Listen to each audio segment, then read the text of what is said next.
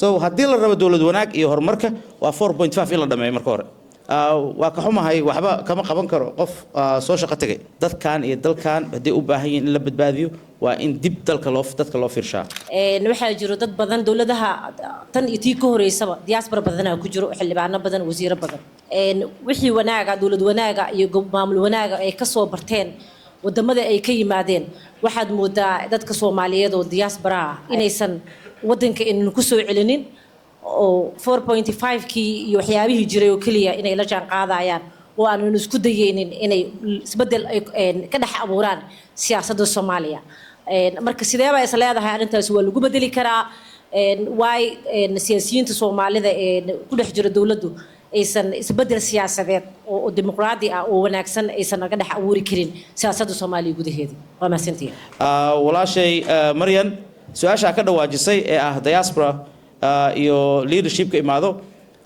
waa ka xumahay waxba kama qaban karo qof soo shaqo tagay qofka haduu yimaado waa qof soo shaqo tagay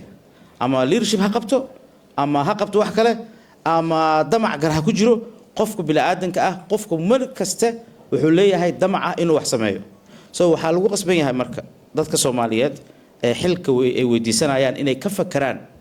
qofkan asaga ah ama gabadhan ama wiilkan ma leeyahay qualification-ka aan ka rabnay ama khibradda ma leeyahay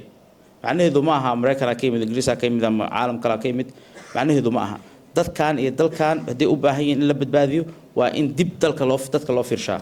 haddaan taas la sameynin mar walba waa dhibaato ay soconayso midda labaad 4.5 marna waa ku mahadsantahay su'aashaas sidee dal ku hormaraa haddii afar iyo bar dhibic lagu xisaabtamayo oo qof aanan completely wax oo gala iyo wax oo guda jirin I'm sorry dadka qaar kood waxa laga yaabaa inay si qalad u fahmaan laakiin qof loogu talagalay in asaga service loo qabto la yiraahdo kaala waxaan qabo xataa qofka maskaxda laga wareerinaa so haddii la rabo dowlad wanaag iyo horumarka waa 4.5 in la dhameeyo marka hore mar dambana aan dib loogu noqon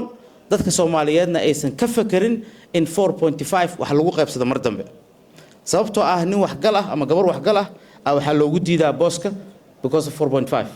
waxa wax loo siinaa qof